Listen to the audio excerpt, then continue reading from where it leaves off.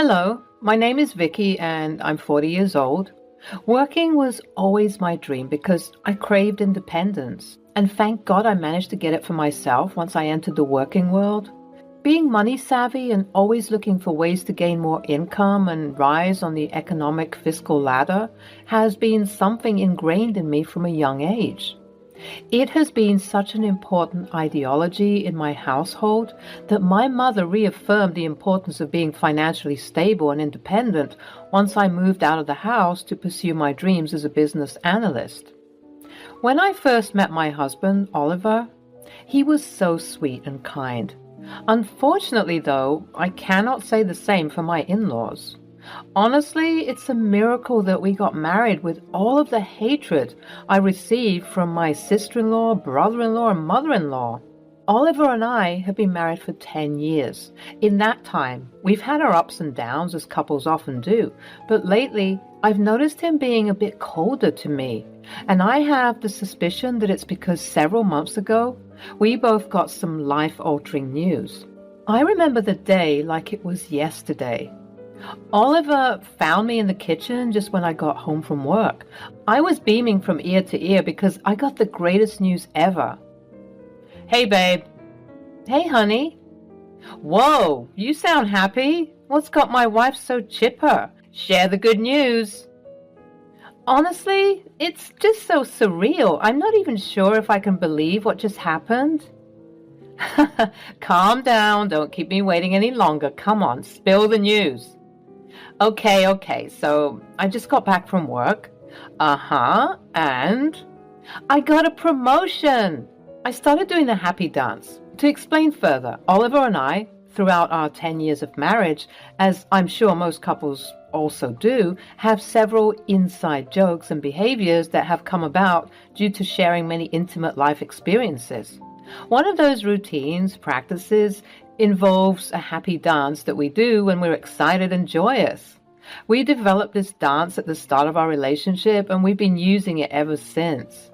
We did it at our graduation, at our engagement party, at our wedding, obviously, and when we found out we were pregnant, it was our little cute tradition that we'd always engage in. But for some reason, once I opened my eyes and was disillusioned from my giddiness, I saw that Oliver wasn't doing the happy dance. Confused and a bit sad, I asked, "Why aren't you doing the happy dance?" Oliver sighed. He sounded disgruntled and frustrated. "I'm happy for you, babe, but I also got some work-related news today. I got laid off." His head fell in sadness and what I can assume to be an embarrassment. The silence was deafening. It was so awkward you could cut through the tension in the room with a knife. I genuinely didn't know what to say. I felt awful for my husband, and I'm sure my elation at my good news was like pouring a bucket of salt into an already painful wound. "I'm so sorry, Oliver. This situation is devastating." "Yeah, well, I guess that's just part of life. There was nothing that they could do, so let's do something tonight. Let's go out to Chippy's. Some greasy fast food will make you feel better." Honestly, Vicky, I'm not really in the mood. Thanks for the offer, though. I think I want to be alone for some time. Congratulations, by the way. The days that followed were less awkward, but still uncomfortable nonetheless. I could feel a festering resentment grow between us. Now, it's not rocket science to suspect that Oliver was holding some jealousy and envy in his heart due to the circumstances, which is somewhat understandable because he was in a sensitive state at the time. I would like to point out that Oliver is quite a traditional man. He enjoys the thought of being the only breadwinner and coming home to a wife who was cooking and cleaning all day. Unfortunately, that's not going to fly in this economy. You'd have to be financially stable to actualize such a lifestyle. And unfortunately, we were not within our means to live that way, as we wanted to prioritize our children's education by putting them in private schools. Additionally, as I mentioned earlier, such a lifestyle doesn't really appeal to me. After all, I grew up living by the ideology that everyone should work for themselves and make a name for themselves and secure financial freedom. And with this new promotion of mine, I was well on my way to living a very comfortable life. Getting laid off obviously was still a very sore and sensitive subject, so when he would lounge around all day doing nothing, including not doing the housework, and watching documentaries and playing video games all day, I allowed it. A month had gone by and Oliver was still in his funk. He even got several visits from the aforementioned extended family in-laws of whom I wasn't very fond. But considering his sensitive state, I decided to put my pride to the side and allow the snarky and rude comments that were to be thrown at me, just so Oliver could receive some comfort and compassion from his family. "Oh, you poor thing! I hate seeing you like this, big bro." One day, all three of them, my sister-in-law, my brother-in-law, and my mother-in-law, visited at the same time, which made me quite uncomfortable and a bit panicked because it meant that I would be receiving not twice, but thrice the amount of negativity permeating my home. "Honestly, I'm so baffled that you got laid off. If anything, I thought that Vicky would be the one losing her job before you ever would. This is so shocking." Come to think of it, women nowadays are more likely to be laid off, right? I mean, makes sense since they'd be at home taking care of the kids and the home, so why would you, of all people, get laid off? Before I could even rebuke Benjamin's stupid ideology, my obnoxiously loud mother-in-law burst in from the kitchen, carrying a tray with some food and drinks to serve her ailing son. I swear you'd think he broke every bone in his whole body with the amount of pampering and coddling he was receiving. "It's such a shame that this has happened. My poor baby. I could just cry. I'm so upset." "It's been tough. I'm not going to die. At least Vicky has been here to support us while everything has been going down." A wife and mother supporting her husband? What has this world gone to? Oh, so that's where Oliver got his outdated philosophies from. "Vicky, I think you should prepare dinner for all of us. We're going to be here for a while." My breath hitched. I had just come home from a very exhausting day at work in which I had to stay for an extra 4 hours to appease my boss. I didn't want to give him the impression that I'd gotten too comfortable, lax, after receiving the promotion, as this could risk possibly getting demoted, or even worse, fired. Having 2 unemployed people in the house was the last thing we needed, so I always did my best to ensure that I was always on top of my game. Unfortunately, this meant that oftentimes I would come home very exhausted, and most days I'd have to cook the meals because Oliver was feeling depressed and would depend on me to satisfy him. Sometimes on particularly hectic days at work, I would like to come home and eat something that had already been prepared for me. So I would ask Oliver very kindly and sensitively, as to not make him upset, if he could prepare dinner for me when I was approximately an hour from finishing work, so that once I got home, I could eat a meal and go to bed and begin the slave work tomorrow, at least in better spirits. He would oftentimes refuse, and as much as I was irritated, I would let it slide. But sometimes I wouldn't let it slide, and I plead with him, and in those moments he would begrudgingly make dinner, and he would always make it in poor quality, which is surprising because before the news of his being laid off, he was the better cook between the both of us. Needless to say, I was not in the mood to cook, especially for such a large group of people, as I was always used to making dinner for 2, since it was just Oliver and me in the household. Thank God my kids were staying with friends, and so we didn't need to worry too much about prepping dinner for them as well. Actually, I'm feeling quite sore and tired from working recently. Is it okay if we order some food instead? I know a great restaurant that serves great pasta. My sister-in-law and mother-in-law gasped quite dramatically, and my brother-in-law just shook his head. Oliver remained unresponsive. "How dare you, Vicky? Honestly, I'm so disgusted right now. We're your guests. I mean, we barely come over here because you never invite us, and this is how you treat us? My mother just asked for a nice home-cooked meal. The least you could do is serve us." "Yes, sis. I gotta say, I'm a bit disappointed that you'd say something like that. It doesn't have to be a 7-course meal. Plus, I'm not in the mood for pasta." I swear to God, this younger generation is poisoning even us adults. How could you even ask such a question, Vicky? We get it. You're employed and you're very busy and you're tired, but can't you see your husband is upset? Can't you do this one thing for him? You're his wife, for God's sakes. You're supposed to do the cooking anyways. I was so overwhelmed by all of the barking and yelling that to try and de-escalate the situation, I said this. Look, I get that you guys feel that you are guests, even though you're quite literally family and not random strangers. I'm trying to impress. But anyways, as I mentioned before, I am quite tired. But since you all feel so strongly about it, I will make the dinner, and I apologize for making that suggestion. Please bear with me. Making dinner might take some time because I'm just so exhausted, but I will do it. As I got up to go and make the wretched dinner for my ungrateful in-laws, I heard Oliver speak up in what seemed to be a while, and what he said, honestly, shocked me. She's been forcing me to make dinner. As if the dramatic gasp I heard moments ago wasn't enough, I swear, even with my back turned, I sensed both my mother-in-law and sister-in-law clutching their pearls as they let out an even larger gasp than before. And surely enough, when I turned around, my spidey senses turned out to be correct. Additionally, Benjamin, in addition to shaking his head even more vigorously this time, had a visible look of disgust that was pointed towards me. She did what? Are you out of your mind, Vicky? How selfish could you be? Maybe I'm the bad guy in this story. No? Well, I'll tell you, at that moment it certainly started to feel that way.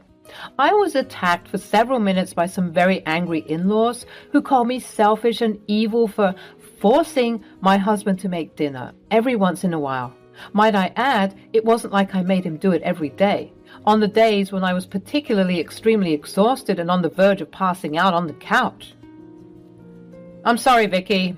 I'm not trying to make you look bad, but I just think it's unfair for you to burden me with household labor as if I'm the wife in this situation.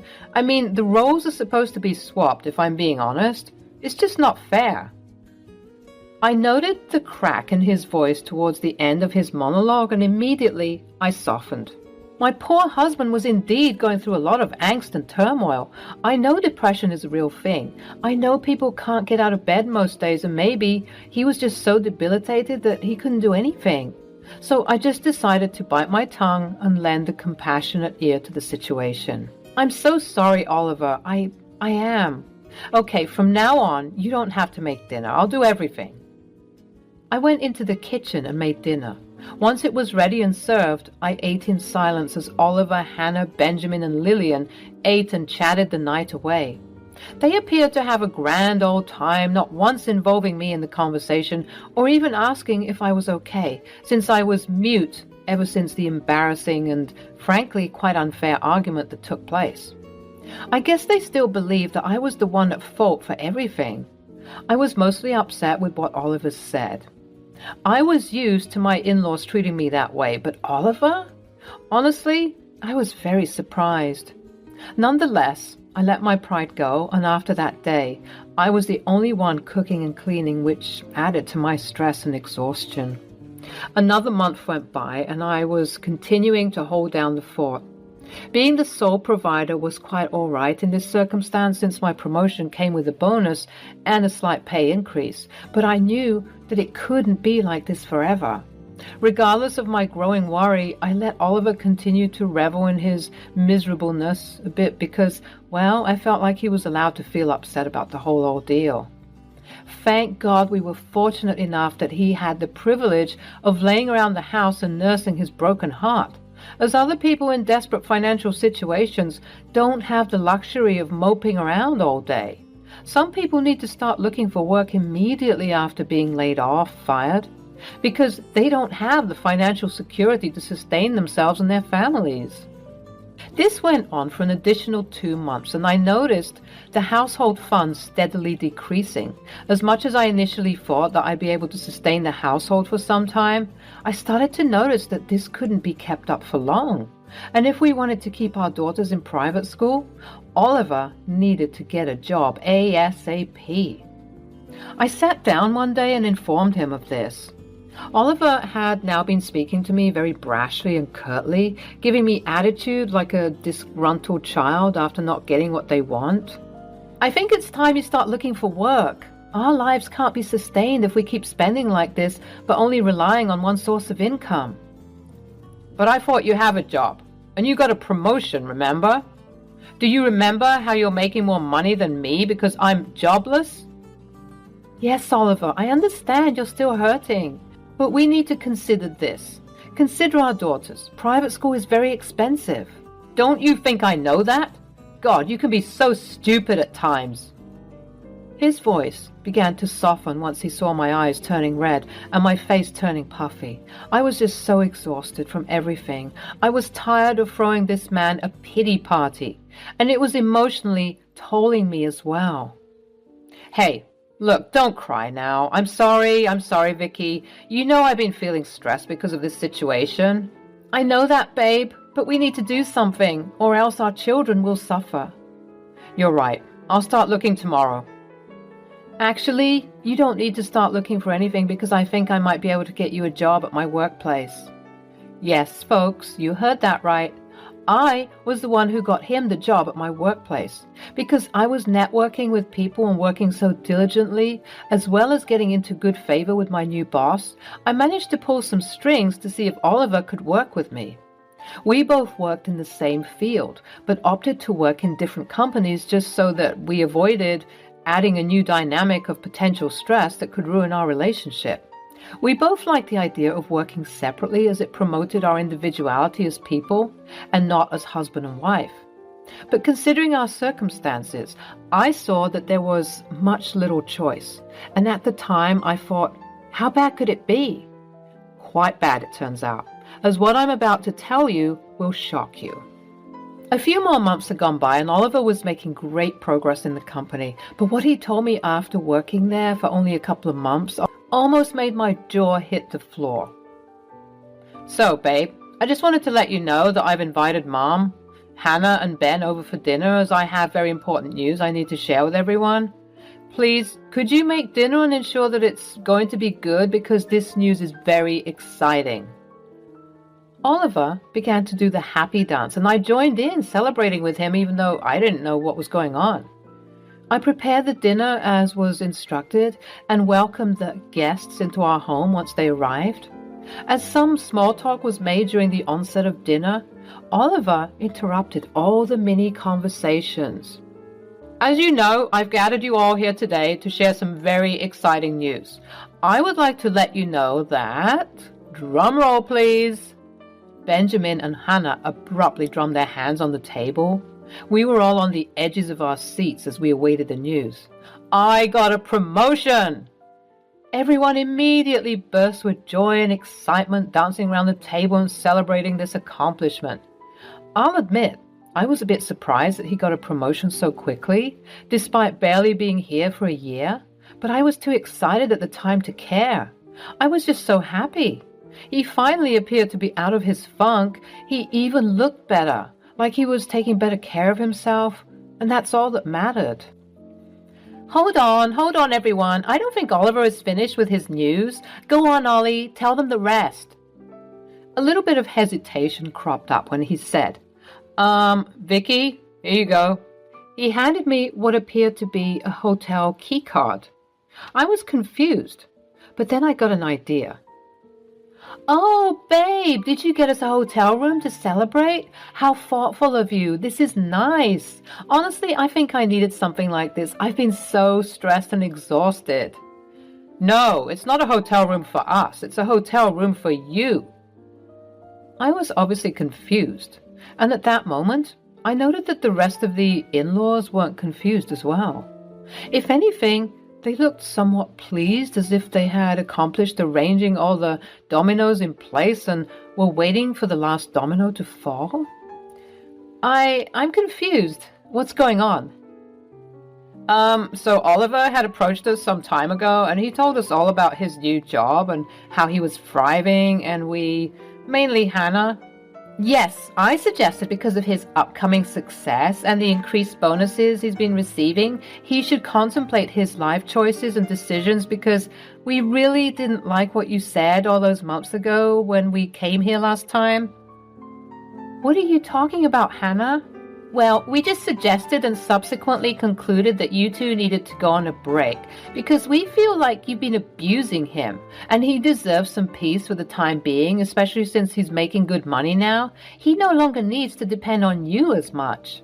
I couldn't believe what I was hearing. Never in my life has my heart felt so much pain and my mind felt so much confusion. I was completely at a loss for words.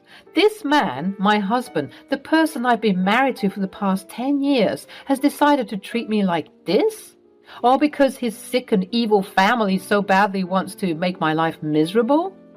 I looked at Oliver with a face so full of hatred and rage that it made him bow his head in disappointment. Whoa, okay, let me clear the air. It didn't exactly go like that. We just thought that you two need some space from each other because we know that you've both been going through some stress. And since Oliver is now the breadwinner, we thought it made the most sense to put you in a hotel for the time being. So you're kicking me out? You're kicking me out of my own house, the house that we paid for together? Oh, don't start that equal rights nonsense, Vicky. You know that your husband is the head of the house. It doesn't matter if you paid for it together. He's still the head of the household, and he still makes the decisions.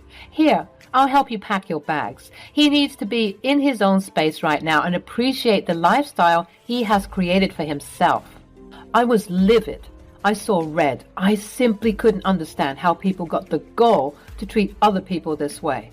I knew my in-laws hated me, but I didn't know the extent of their anger, and that night as I tried not to cry and yell and scream and, frankly, set the house on fire, I saw the amusement painted all over my in-laws' faces, with my husband looking somewhat sheepish and only ever so slightly embarrassed, as if he made a silly mistake on an exam and not just broken his wife's heart.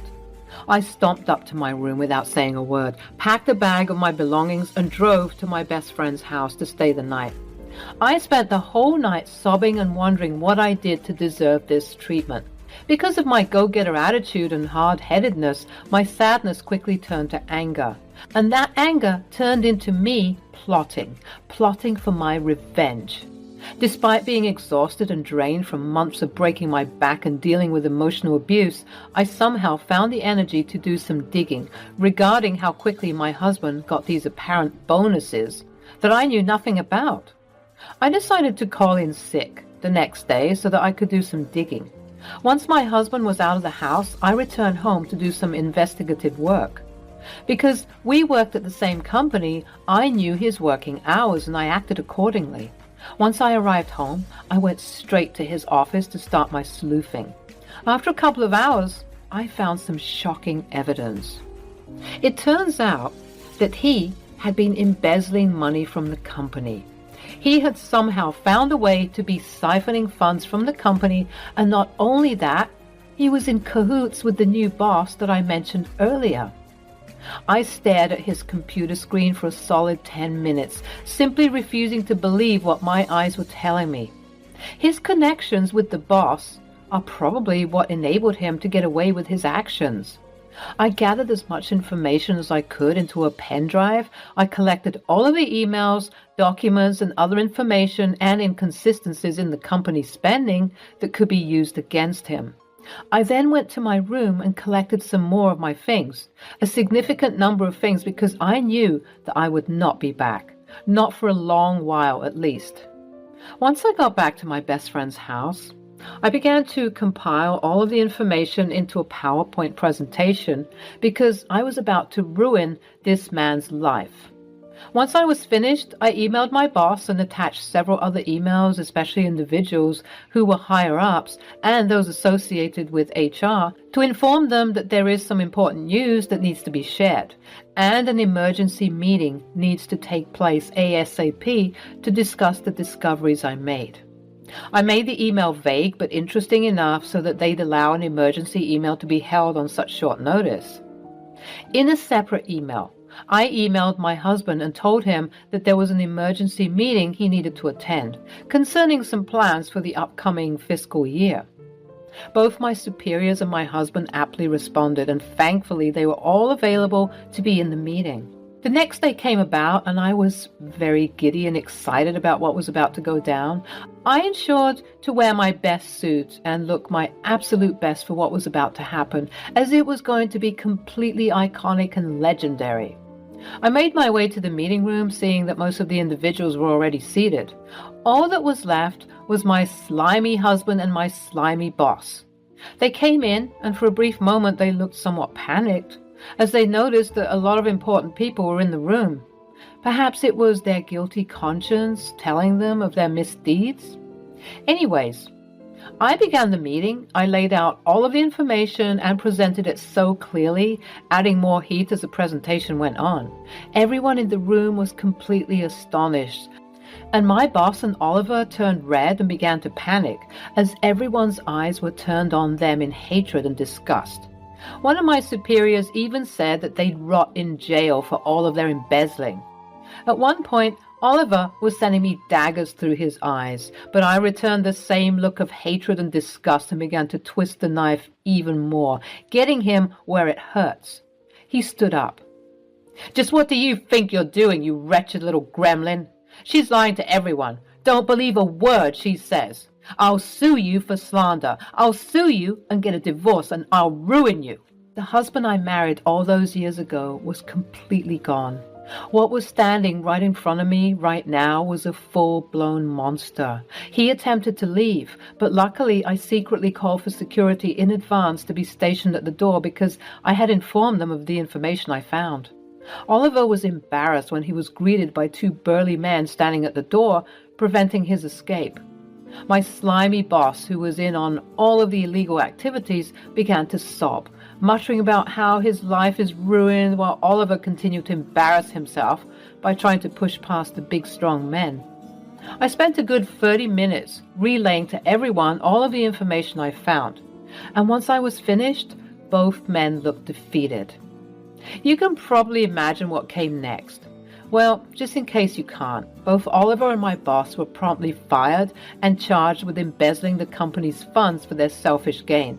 They were escorted out of the premises, but not without being swarmed by a media frenzy. Oh, did I forget to mention that I also contacted news outlets and tabloids to be ready to catch the looks of horror and embarrassment plastered all over Oliver's face? Well, I did, and it felt so good. Seeing his face plastered all over the front page of the local newspaper the next morning made me feel happy. He deserved it after the way he treated me. He's currently in jail trying to make bail, but there's also been some investigations and assumptions that Benjamin, my brother-in-law, might have also been part of the scheme. With this newfound information, I had to get some more, and so I discovered that Benjamin, who works in IT, was indeed helping Oliver and my boss with all of the embezzling. To add insult to injury, it appears as though my mother-in-law and sister-in-law were all also part of the scheme. It was now all coming together and making sense. That's the reason why my in-laws and husband kicked me out of the house. They were trying to get rid of me so that they can continue in their criminal ways. So far, there have been speculations that Benjamin will join Oliver in prison, and I'm sure that my mother-in-law and sister-in-law are panicking because they are also going to be found out soon. These past couple of months have been the craziest of my life, but I am so grateful that I managed to discover this harrowing information in good time before things could get worse. I think it goes without saying that my good deeds did not go unnoticed.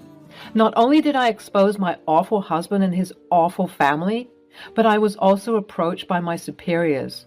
They reviewed my work file and all of my accolades and achievements and decided to promote me. Not only did they promote me, but they made me take my old boss's position. I start work next week. The new position comes with an even bigger bonus as well as an even higher pay raise. I am so excited to begin. And yes, I am beginning to process the divorce papers because I'm obviously not going to be associated with a man who's a criminal. I imagine that getting custody of the kids will be easy on my part. For one, I am their mother. I'm also making a lot of money, and I am not a criminal who embezzles funds and abuses the trust and care of other people. I am so excited and happy about this new journey that I'm about to embark on. I think everyone in the end got what they deserved.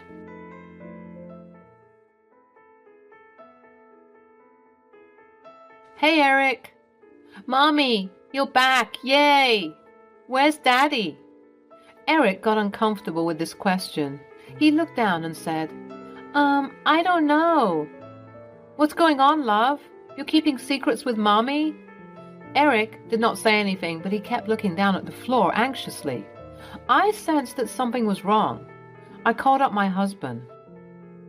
David, where are you? I came for a vacation with our son. I hung up the call. We immediately packed the bags and left the house. Hello, my name is Caroline and I'm 40 years old. I'm married to David, who's 42 years old. We've been married for the last 10 years. I and David used to work at the same office. That's how we know each other. We fell in love with each other and got married. We were a happy couple. After 2 years of our marriage, our son Eric was born and our family seemed complete. Eric is now 8 years old. Soon after our marriage, David got a better opportunity from a different company and he switched to a different company. I continued to work in the same company and now I'm in a senior position and I have to travel for a few days a month for business trips. When my son Eric was 3 years old, I was offered a promotion at work with the clause that I would have to travel for business purposes for a few days a month. I was reluctant to accept as Eric was too small to be left alone, but David supported me. Don't worry, honey. I'll take care of Eric. Are you sure? Eric is too small. Absolutely. He's my son, too. Besides, it's just a matter of a few days. Okay, then, I'll accept the promotion. David was always supportive of my work. He used to take care of Eric when I went on these trips. I was so grateful to David for being so caring and supportive. Our life was pretty smooth until one day, my father-in-law called. Hey, David, I was thinking of stepping down from the business. I could no longer take on the stress of business. All okay, Dad? Yeah, everything's fine, just that I'm getting older, It's time for you to take over the business. David replied politely, Dad, you know I have worked hard to make my identity. Now, you just want me to leave everything and join your business? David, you knew this was coming. I've let you do everything you wanted until now, but this is one thing which you should do for the family. Dad, you can't force me. I'm not forcing you. Think about it. How long would you work at the job? The business will give you the flexibility to enjoy the later part of your life. But Dad, you are my only heir. If you refuse to run the company, then I'll have to sell it off as I can't manage it anymore. I didn't mean that. Okay, then wind up your work in a month and join the business. But Dad, you've run the business so efficiently for so many years, I'm afraid I'll not be able to manage so well. You would learn as you run it. I too didn't know anything about business until I started doing it on my own. Okay, Dad, I'll give the notice to my company and wrap up my work there. Although David was happy at his job, he knew that he would have to take over the family business at some point. So he was prepared for this, just that he did not realize that this would happen so soon. Soon after David joined his family business, I noticed a gradual change in his attitude. He would come home late, spend the evenings all by himself on his phone, and was mostly away on the weekends. This continued for a few months. After a while, I could not take it any longer and decided to confront him. David, is everything fine with you? Yes. What happened? I've been noticing a change in your attitude for the last few months. Change? What are you even talking about? I wanted to have this conversation with him so that we could fix it, but he simply ignored that anything was wrong. I got furious at his ignorance. Don't act as if you don't know what I'm talking about. You come home late almost every day. Some days when you're early, instead of spending time with me or Eric, you are busy on your phone. David replied in a stern voice. This is happening because I'm busy. I no longer work for a company where I can wrap up my work at 7 p.m. It is my business now. I have to give time to it. Even after coming home, I have to coordinate with other departments over the phone. What about the weekends? Yes, sometimes we have work on weekends too. I didn't know what to say, hence I went out of the room to calm down. Although David's reasons were legitimate, I still wasn't convinced. I could feel the coldness growing between us, which I just could not explain to David. I decided to give him the benefit of doubt and give him some time to settle into the business. Besides, David was a caring father to Eric and would take care of him while I was away. He used to take his time off and take Eric for small vacations when I was on the business trips. 2 years passed. David got busier with his business, and now he sometimes does not come home at all. Although we lived under the same roof, we barely spoke to each other. I kept wondering to myself if my work was the reason behind our growing distance. Sometimes I felt too lonely. I had no one to discuss my problems with. My parents were in their late 70s, so I didn't want to stress them out with my problems. I lost touch with most of my friends as I got busy with my family and work. David's presence in my life was almost negligible. My only hope was my son, Eric. Although he was too young to understand my problem, yet spending time with him makes me happy and relieved. It kept me going. But recently, I observed that Eric was distracted. His grades were falling in the monthly tests, and he was spending way too much time on video games. David has been pampering Eric a lot with all kinds of video games, automatic car toys and whatnot. The next time when David brought expensive video games for him, I resisted. David, Eric already has a lot of video games and toys. This new one is unnecessary. What do you mean? Now I can't give gifts for my son? What do you want? Eric's grades have been falling and he is too distracted these days. He is always on video games, which is not good for his mental growth. He is my son. He would find a way for himself. You don't need to worry about him. Well, he is my son too. I need to ensure that he's raised to be an educated and responsible person. Are you trying to taunt me that I'm an irresponsible person? I have been taking care of Eric since he was 3 years old, when you left him at home for your business trips. I was shocked at his words. It was he who volunteered to take care of Eric. Besides, he is the father of Eric, so he has the responsibility too. Wasn't it you who asked me to take the promotion and you volunteered to take care of Eric? Yes, it was me. You should be grateful to me for supporting you, but all you do is just complain. I have always been grateful to you for supporting me. That's the reason I'm still with you in this house, despite your cold behavior towards me. Saying this, I broke down. Oh, please, don't try to play the victim in front of me. I lost my patience and shouted at him. You know what? I'm done with you. I no longer have any affection or gratitude for you. Whatever you have done for taking care of Eric, it was your duty as a parent. I don't owe you anything for this. David, too, yelled back at me. You're such an ungrateful woman. Women like you can never be happy, and neither keep their husbands happy. David had never raised his voice at me like this. Even if we were not talking properly, he was never mean to me. He was a changed man now. These words pierced my heart like a knife, and I was howling in pain. I locked myself up in the bathroom and cried my heart out. Eric overheard the fight between David and me. He saw me locking myself in the bathroom, and when I didn't come out after a long time, he started knocking on the door. Mommy, come out! I heard him crying outside the bathroom. I washed my face, came out, and hugged him. Mommy, I was afraid when you locked yourself for so long. My bad, honey. I was taking a bath. But your hair is still dry. I cracked up and pulled his cheeks. Aren't you too smart for your age? Do you want to have some spaghetti for dinner? Eric got excited on hearing this. Yeah, spaghetti. Seeing his smile, I forgot all my pain.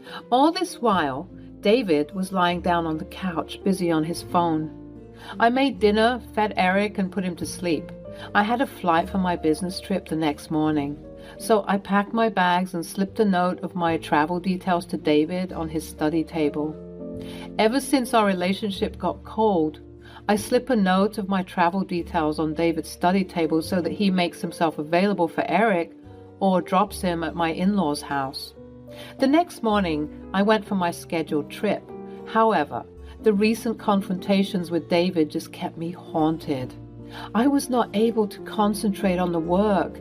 It was a 3-day trip, but on the second day, I started feeling feverish and weak. So I decided to shorten the trip. I called up my manager and told him that I felt sick. He coordinated with the travel department and scheduled my return flight immediately on the same day. I returned home thinking of having a good time with my son. I saw that the main door of the house was locked and the lights were also off. I unlocked the door with the duplicate key and went inside. The living room was dark. I switched on the lights and went upstairs to Eric's room. I saw Eric playing with his video games, lying on his bed. "Hey Eric, my love, what are you doing here? And why all the lights in the house are switched off?" Seeing me, he got excited and ran toward me. "Mommy, you're back! Yay! Where's Daddy?" Eric got uncomfortable with this question. He looked down and said, I don't know." "When did he leave the house?" "I don't know, Mommy. Dad asked me not to tell you anything." "What do you mean, honey?" "What's going on, Eric? You're hiding secrets from Mommy." Eric did not say anything, but he kept looking down at the floor anxiously. I sensed that something was wrong. I called up my husband. "David, where are you?" "I came for a vacation with our son." I was shocked. David was lying. That was the last nail in the coffin. The phone was on speaker. Eric, too, heard everything. I hung up the call. I stared at him and he started sobbing. After this, Eric told me everything. It was so horrible to hear. "Mommy, whenever you used to go for a trip, Daddy left me alone in the house." "What?" He was still sobbing. I sat him down on my lap and hugged him. "Sweetheart, since when Daddy's leaving you alone?" "When I was small, Daddy took care of me, never left me alone. But now he locks me inside the house. He keeps the food in the fridge for me to eat and gave me video games to play." "When does your father come?" "Daddy comes late in the night and again goes out in the morning." I could not believe what my little son was going through while I was away. I blame myself too for leaving him at David's disposal. "Honey, why didn't you tell me?" "First, Dad used to leave me for a few hours, but he brought a lot of chocolates and toys for me. But now he is away for the whole day. Dad asked me to promise that I won't tell you anything." I could not see him crying like this. "Okay, calm down now. Mommy's here." "I'm sorry, Mommy. Dad got me the latest video games. I kept my promise and didn't tell you anything." "I'm sorry, baby, that you had to go through so much." I could not believe my ears. What kind of father would do that? David was rewarding Eric for hiding this secret. I felt disgusted. I could no longer stay in that house or let my child see that horrible man. We immediately packed the bags and left the house. I hired an investigating agency to investigate David. After dropping Eric to my aunt's place, I went to David's parents and narrated the entire incident. My mother-in-law could not believe that David could do such things. "Caroline, don't get me wrong. Perhaps there can be some misunderstanding. It is not wise to take such a big decision on Eric's words. He's a small kid." "What do you mean?" "I understand what you're going through, but you can once talk to David if there's another part of the story." Although her intention was not bad, she was just advising me to have a confrontation with David before taking any decision. But at that moment, I was too furious to understand her intention. "Do you think that Eric is making up all these things? If David was not wrong, why did he lie to me that he was on a vacation with Eric?" Well, he might have been busy with work. I lost my patience and told them everything. This is not the only incident. Your son has been giving me the cold shoulder since he joined the business. He comes late at home, barely spends time with Eric, and spends his weekends away from home. Are you trying to say that all these are happening because David joined his family's business? My father-in-law interrupted. Brianna, stop. Caroline is right. I never thought David would turn out to be like this. After he joined the business, a few of my senior employees gave me a hint of David's growing closeness with his assistant. What? Why didn't you tell me about this? I brushed it away as gossip. People tend to enjoy these types of gossip at work. I thought David was too mature to have an affair. He loved you and Eric so much. I should have taken it seriously. I regret it now. Please forgive me, Caroline. I sat there numb. I didn't say anything. Brianna was shocked, too. They both were devastated. David had a reputation as an ideal son, ideal husband, and ideal father. He has disappointed everyone. I was not angry with my father-in-law because I, too, never doubted David of having an affair, despite things getting colder between us. I thought that we have fallen out of love because of our working schedules. I was so naive to think that when Eric grows up, me and David would be relieved from our parental duties and work commitments. Then we'll spend our retirement days again happily together. After I left my in-laws' house, I started getting calls from David. Probably my in-laws called and confronted him. I ignored his calls and blocked him. I moved in with my aunt for a few days and started looking for a house. After a few days, the investigating agency sent the reports, and it was true. David was having an affair with his assistant, Lily. He used to skip his office and spend all day at her place when I was away for a trip. I hired a lawyer and sent the divorce papers along with the copy of photo evidence I got from the agency. Lily was a single mother of a 5-year-old girl. She was divorced by her ex-husband on the charges of an extramarital affair when she was pregnant. While applying for the job, Lily played a victim card and told that she divorced her husband because he was cheating on her while she was pregnant. Seeing her helplessness as a single mother, my father-in-law gave her a job despite her low qualifications. She lied to everyone at the office to get sympathy. Probably she said the same story to David, but her true color was revealed by the investigation agency. The agency fetched the details of her ex-husband too. Lily was divorced by her ex-husband without any alimony or child support because her husband alleged that the baby was not his. The DNA report also proved the same. I sent all these details to David through my lawyer. My lawyer told me that David was devastated to see those details, and he broke up with her. He accused Lily of breaking into our house. David was not ready to divorce me. He loved Eric and couldn't lose him. He told the lawyer that he got influenced by Lily and pleaded for a second chance. He also admitted that it was Lily's idea to lock Eric at home because her daughter stays alone at home when Lily goes to work. I might have given him another chance if it was just me who was hurt, but now it is the question of my child's safety and upbringing. I can't raise Eric with a father who bribes his son for lying.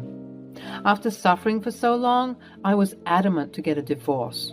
It wasn't a matter of a few days or months. David cheated on me for so many years, yet I never doubted his loyalty. I could never forgive him for breaking my trust. I did not agree to any settlement but divorce. My father-in-law apologized for David's mistakes and stood by my side all this while. Everyone at the office knew and gossiped about David's affair and the divorce.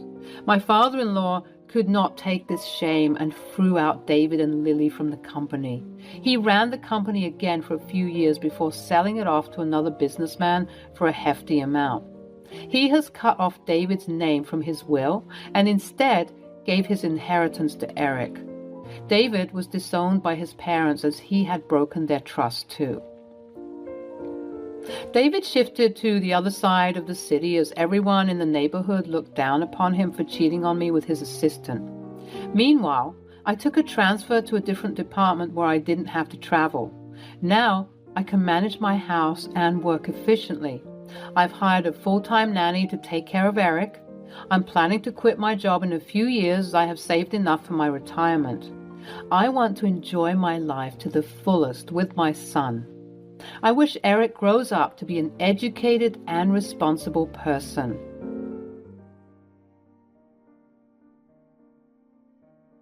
Hello, my name's Harper and I'm 34 years old.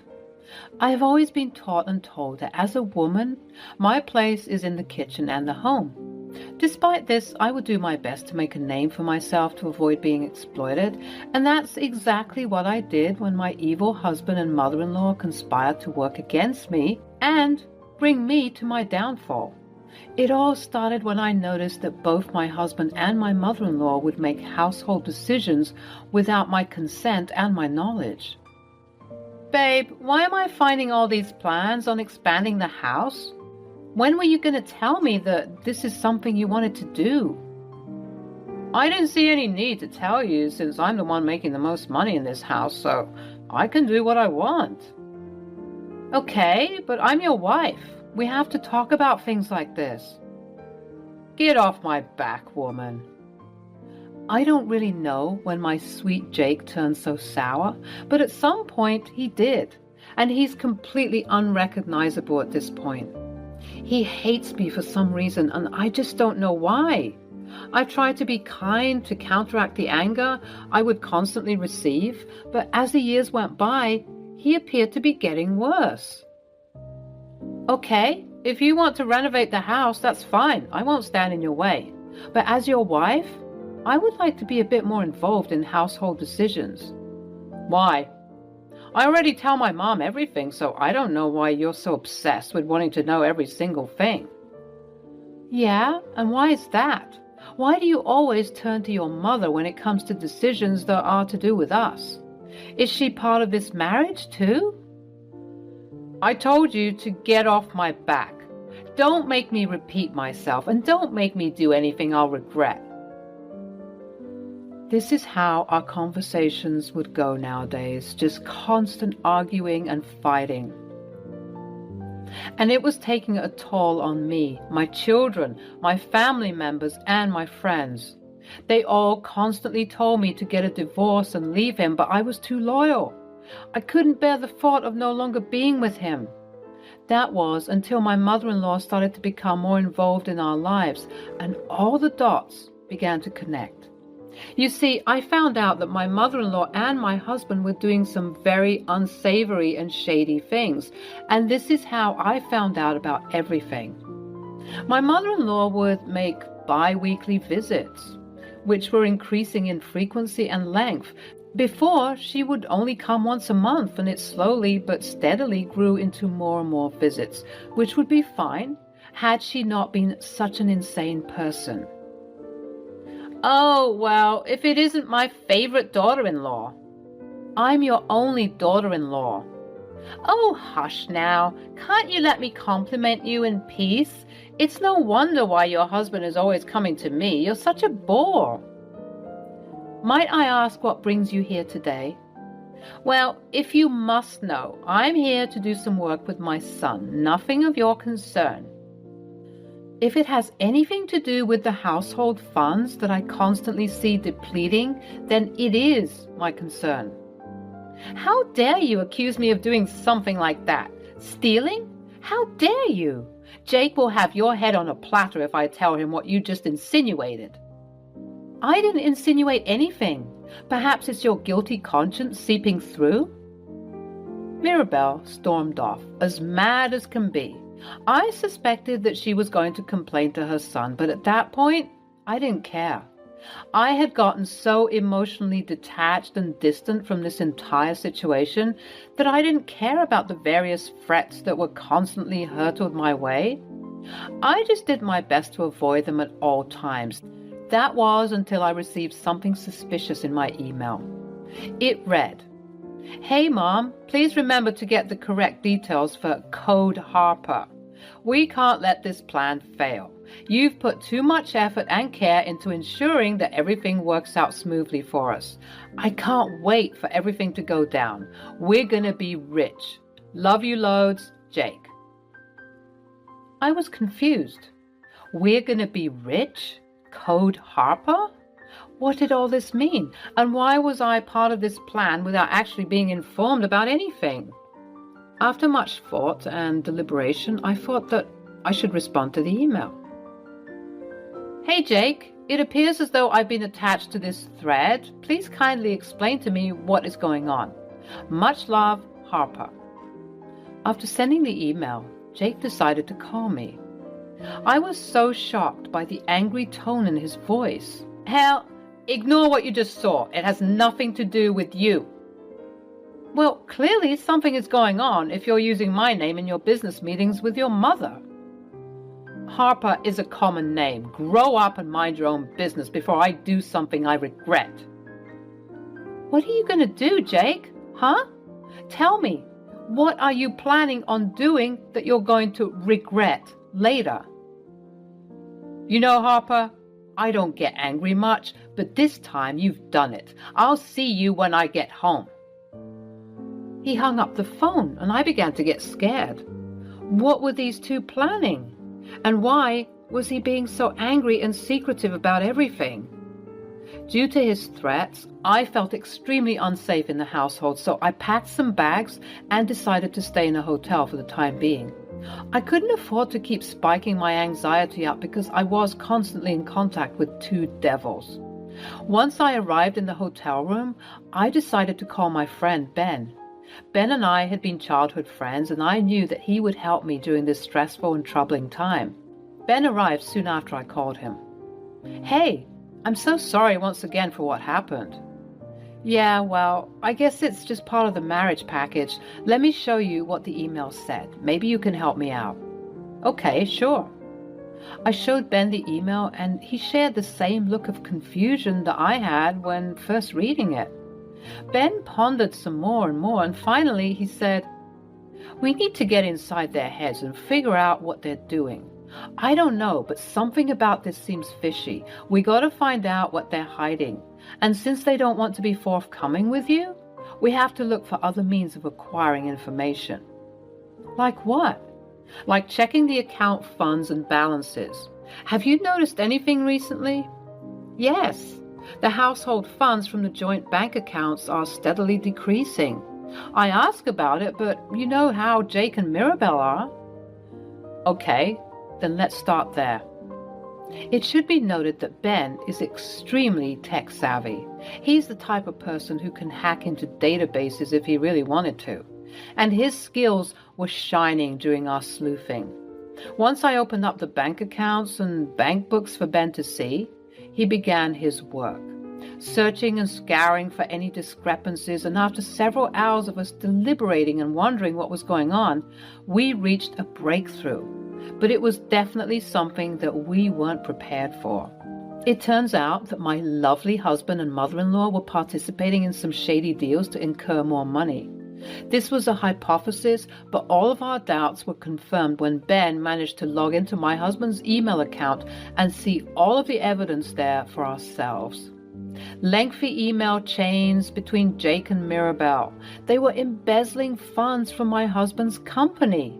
And that's not all. The gag is that they were going to incriminate me and make it seem like I was the one doing all of this. That's what Code Harper is. It's when they plan to unleash their gruesome attack and make you take the fall for everything. Yes, exactly. Jake would transfer the embezzled funds into the joint bank account and then use that money to make it seem like I was the one doing it. This is honestly a new level of sickness. Why would anyone do something like that?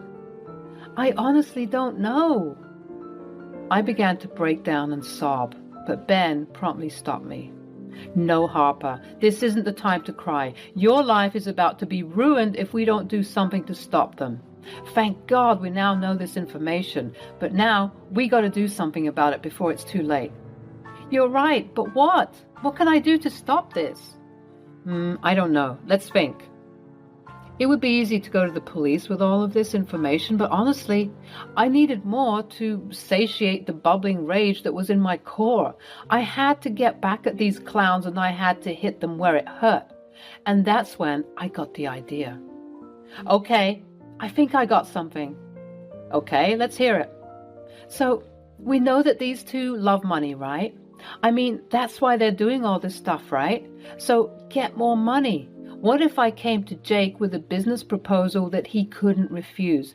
And what if you disguise yourself as the ringleader of this fake, shady business so that we can catch them red-handed? That's a brilliant idea. Let's put that to work. After ironing out the details and realizing that time is of the essence, I called Jake to put the plan into action. Where are you? You decided to run away from the consequences? Come back home at once. I didn't run from anything. Actually, I left home because I had to tend to a very important business meeting, a business that you'd be interested in. What kind of business? Oh, it's a special kind, one that you might like. I briefly told him some details of this fake business, doing my best not to disclose everything, but making it sound interesting enough so that his ears would perk up. Ben had informed me of the type of lingo that needed to be used to ensure that Jake suspects that the business is shady, and since we've learned that he's into the shady business, he would most likely accept this business deal. Sounds interesting. So you're saying that all I have to do is invest some funds and then the returns would be at a higher rate? Yes, Jake, it's that simple. How much is needed? We have to invest a total of $30,000, but we can do it in installments if you'd like. I'll get back to you. In the background of the call, I heard him talking to Mirabelle about everything, letting her know what I said and debating on whether or not they should do the deal. Mirabelle sounded excited from the little that I heard, and it was confirmed because what Jake said next was shocking. Okay, so we're going to do this, and I'm going to send the full $30,000 so that we can do this quickly. When it comes to these details, time is of the essence. We don't have time to dilly-dally. Okay, which account will you use? I'll send it to the joint bank account, of course. Okay, sure thing. We ended the call, and later on in the evening, Ben and I received an email on Jake's account, and it read, "Just sent the $30,000 to the joint bank account. It's like she's putting her nail in her coffin. This is going to be way too easy. She'll go down for our crimes, and we run with the money." Seeing those messages hurt me a lot. After everything, this man wanted to scam me like this. The good thing is, Ben was recording everything, even the phone call that we had with Jake, so that we could build a solid case against them. I'm so sorry for everything, Harper. This man doesn't deserve you. I hope you find someone better. Me too. The next morning, Ben returned to my hotel room so that we could continue investigating and building our case against Jake and Mirabelle. Not only did I want them to go down for their crimes, I felt like I needed to be compensated for the time that was wasted in our horrendous marriage. I was going to take everything from this man. So I also collated as much evidence and information regarding emotional and mental abuse that I've endured for these years. I was going to make sure that he lives a miserable life alongside his mother. Ben was helping me out so much, and I was so appreciative of everything that he was doing for me. He did make me happy, and sometimes I wondered why I didn't marry him instead. Why are you staring at me like that?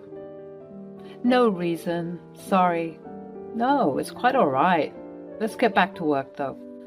We continued working, and we were finding breakthrough after breakthrough, cementing the plan on how Jake and Mirabelle were going to get caught. I wanted the whole ordeal to be public and messy. I wanted to ruin these people's lives the same way they wanted to ruin mine. It was insane to think that such a thing could happen. A week went by, and Jake was wondering why I hadn't come home yet. But I was reducing as much contact with him as possible because I knew very soon that he would be behind bars for a very long time. At last, I contacted Jake to initiate the plan that Ben and I had been working on for the past week. and things were falling into place.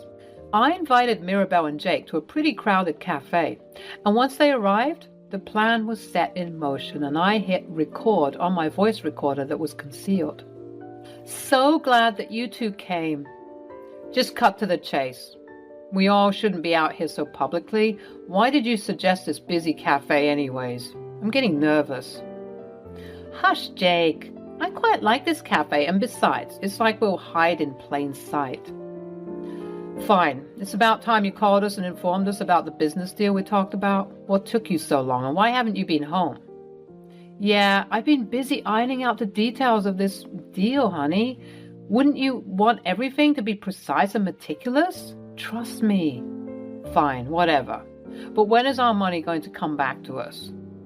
Soon, don't worry. But first, I would like to know something. Where did you get all that money? What? What are you saying? The $30,000 that you sent into the account. Where did you get that?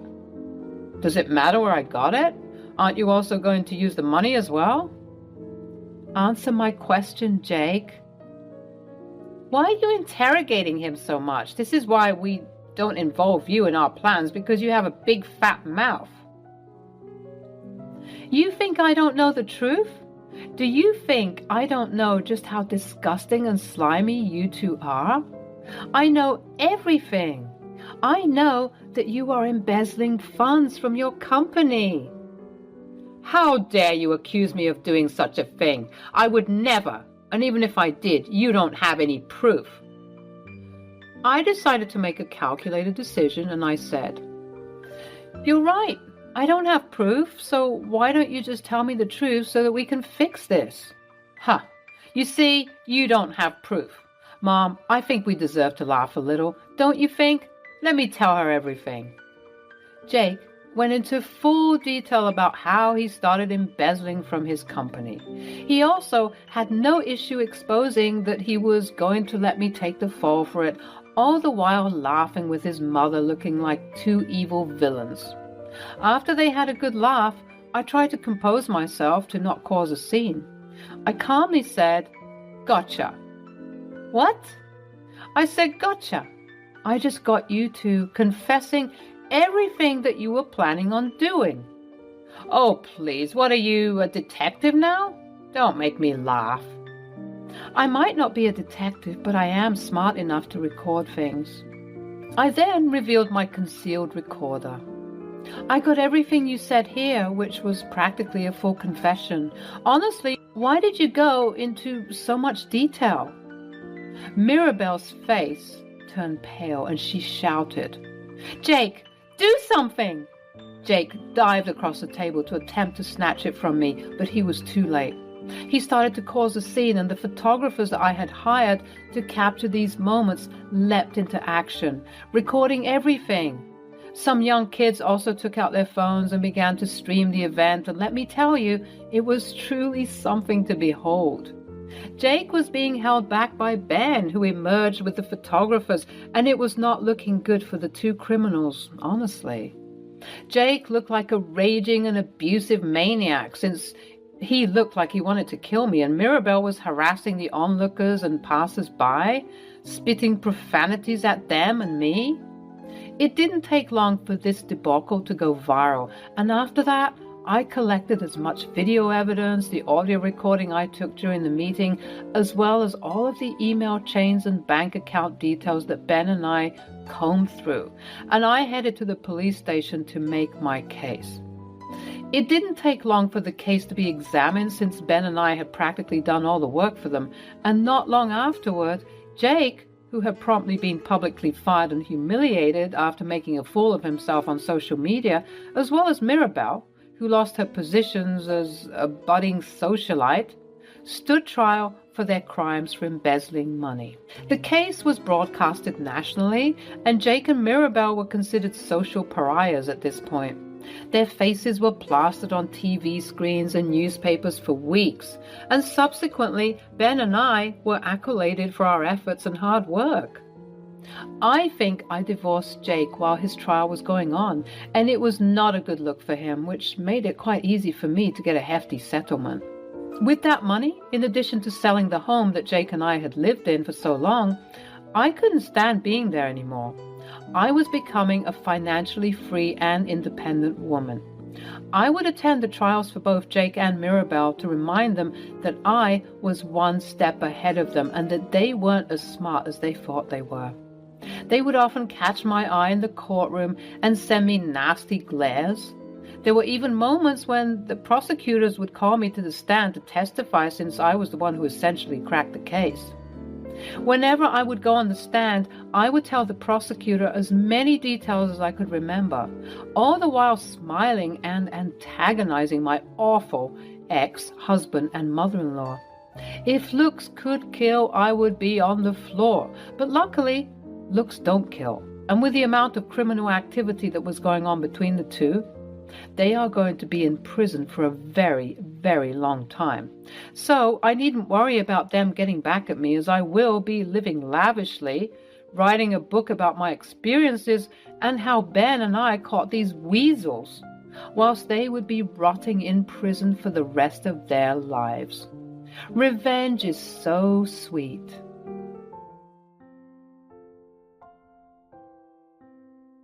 Hello, my name's Olivia. I'm 40 years old and I have a wild and crazy story to tell. This is all to do with my scumbag of an ex. Even though we're still legally married, I consider him my ex-husband because of what he did to me and our daughter 4 years ago. 4 years ago, when Kimberly was just 14, we were struggling to put food on the table due to my husband aimlessly squandering all our money. It was something that brought a lot of tension in the house, as we, as a family, couldn't survive on just one salary alone. It was a point of contention between us, but he would never disclose where or what he'd spend the money on. Even though Kimberly was young, she understood that things weren't right in the household, and she even began to resent her father for the amounts that he would spend.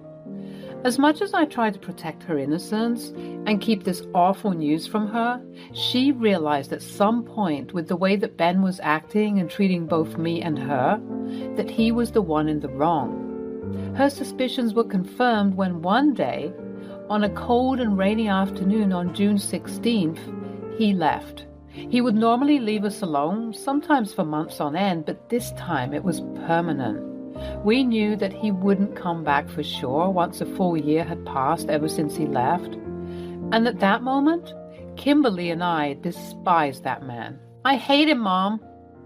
I know, sweetie, I too hate him for what he's done to us and for what he's done to you. You don't deserve the way that he's treated you, and even though he needs to atone for his sins, I'm going to pick up where he's slacked off. I promise you I'm going to work so hard that you won't ever need anything. And that I did. I quit my job and began to pursue affiliate marketing as well as content writing.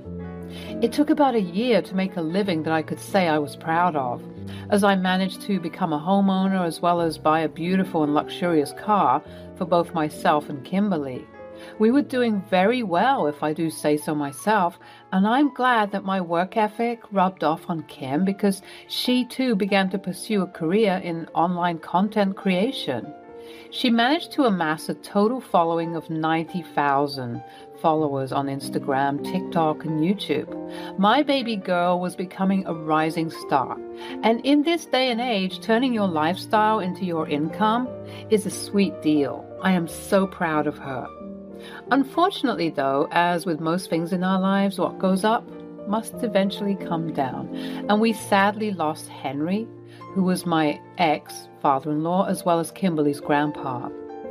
We were all devastated. Even though Ben left us all those years ago, we still kept in touch with his parents, after all. They were good people. They even helped us out during the tough financial times as well as the emotionally challenging times.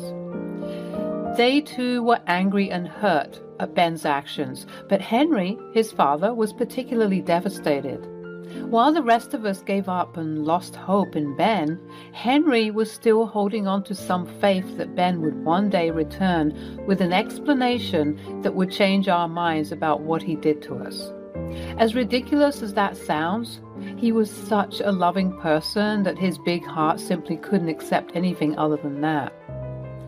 Sadly, though, Henry would never get to see if his hope would ever be fruitful, as he, unfortunately, passed away. He had lived a long and fulfilling life, but I'm sure never hearing from his son is what also aided in his demise. Kimberly and I obviously attended the funeral, and once we saw Aria, Kimberly's grandma, and my ex-mother-in-law, we all ran towards each other and just held each other as tightly as we could. It was such a sad event to behold, but something completely outrageous happened that was just too shocking to comprehend. I'm sure the ambience of the cemetery, paired with paled and harrowed faces, was playing mind tricks on me, because I could have sworn that I'd just seen a ghost. My eyes must have been playing a trick on me, because somewhere in the distance I saw a ghost. I saw the ghost of a man who had been dead to me for 4 years. I saw my husband. Fortunately, or unfortunately, till this day I can't decide. Enough. It wasn't actually an apparition. It was indeed my husband, but he did look like a ghost. He was unnaturally slim, and it looked like all the blood in his body was siphoned. I attributed it to the fact that he appeared to know that his father was dead, and such harrowing news would make anybody look and feel ill. He approached the funeral, and everybody was, unsurprisingly, shocked. Kimberly began to scream and shout at her father, berating him for leaving all those years ago. Aria, his mother, began to sob even harder, wondering where everything went wrong. But I, on the other hand, was frozen still. I couldn't move. I was just so overwhelmed with a flood of emotions. Look, it's clear that your presence isn't wanted here. You don't get to just randomly show up anyhow. I think it's best that you leave, the same way that you left so easily 4 years ago. I hate you, and I don't want to see you here. Oh my goodness, Ben. How could you have left all those years ago? Your father died of a broken heart, you know. Let him stay. Everyone looked shocked, including Ben. Honestly, I even surprised myself after being stunned for what felt like years. I realized at that moment that this was not the time nor the place to have such a dramatic display of pent-up emotions. Even though I hated his guts and wasn't expecting to see his face here, he did lose his father, and he had the right to see him one last time. I expressed this sentiment to the parties involved, and everyone agreed, for the time being at least, to remain civil and cordial, out of respect for dear Henry, who was no longer with us. The funeral went on, and we all reconvened at my home. Ben also came and said, "Nice place you got here." "Cut the crap, Ben. You don't just waltz in here like nothing happened. If you want to stay here any longer, you have to tell us everything, absolutely everything, because I will not have you taint this beautiful home with your negative energy. Olivia has worked way too hard for this home. You owe us an explanation, and you can start with why you look like a zombie. Actually, scratch that. You can start by stating your business. What exactly do you want? Because we all know that you're not here because of Grandpa's funeral." "Of course I'm here because of my father's funeral. He was my father, but I'm also here for another thing. I'm here to collect my inheritance." I had to physically hold Kim back before she attempted to launch another vicious attack. Some heads were being turned, and I could hear people murmuring about the brewing altercation that was about to ensue. Luckily, Aria had a hold of the crowd while I escorted Ben and Kim to a more secluded section of the house. "I didn't mean to hurt you, my baby." "Don't call me that. I'm not your anything. You forfeited the right to call me that the moment you decided to leave us to fend for ourselves with no explanation or anything. I mean, what sort of father does that? I try to forgive you, but I simply can't." "Look, Kim, Olivia, I'm sorry about everything. I really am, but I desperately need the money. I'm in some hot water right now, and You think we care about you and your problems? By the looks of it, you seem to have gotten yourself in the wrong crowd. Are you doing drugs? Ben hesitated, and at that moment it made sense as to why he was so pale and sickly looking. Ben? At that moment, Aria joined us. Now that I've sorted everything out, Ben, can you please explain what happened? You know, your father waited for you all this time. He was the one who held on to the hope that you would return one day, with a good enough explanation that would solve all of our doubts. So please tell me that you come bearing some good news. Tell me something to believe in you again. I came here to get my inheritance money, Mom. He's on drugs, Grandma. That's why he came here, to get his inheritance money so that he can buy more drugs. No, it's not like that at all. Look, you were right about me hanging with the wrong crowd. Let's just say that I was at the wrong place at the wrong time, and well, now I owe some people some money. How much are we talking about? 50. 50,000? Ben, what did you do? Wow, that is great. So you mean to tell me while Mom and I were struggling to keep warm and feed ourselves, you were messing around with shady people? Ha! Well, we won't help you with that. You made your bed, and now you have to lay in it. Sweetie, I know you're upset, but please let's just... Are you trying to defend him right now? He left us, Mom. I know, Kimberly. He didn't just leave you, okay? He left me too. He left your grandmother as well, and he left Grandpa too. He broke all of our hearts. And we don't ever have to forgive him for doing that, but clearly he's learned his lesson, right? I mean, just look at him. It's so crazy how I was defending him so wholeheartedly back then, when in the end, it was because of me that he eventually did what he did. Shortly after the funeral was finalized, Ben was putting up in a motel, and Aria and I, mostly Aria, would visit him to see if he needed anything. Kim refused the idea of even seeing his face again. We just wanted to finalize his inheritance so that he could be on his merry way.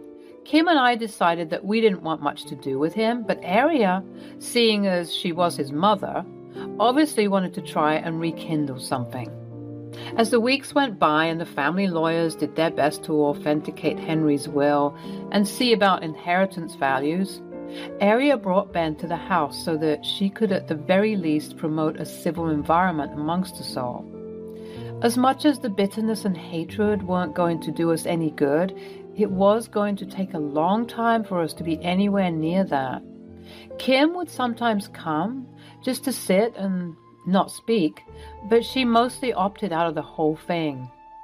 Finally, the lawyers informed us of the inheritances that each person would receive, and by some lucky stroke of fate, it turned out that the inheritance money that Ben would receive was going to amount to $50,000. Kim was infuriated. She didn't find it fair that the person who robbed her of her happiness for many, many years gets to be rewarded out of the blue. As much as she was an adult, she was still my baby, and I could understand her frustrations. But unfortunately, it wasn't up to her to decide whether he would get the money or not. Aria and I were seemingly nonchalant about the findings, and honestly, I just wanted this whole process to be done with so that I could go back to living my good life. As Ben was assimilating to this lifestyle, it appeared as though his demeanor changed. He went from shy, timid, and remorseful to slightly arrogant and cocky, especially when he heard that he would be receiving exactly what he came here for.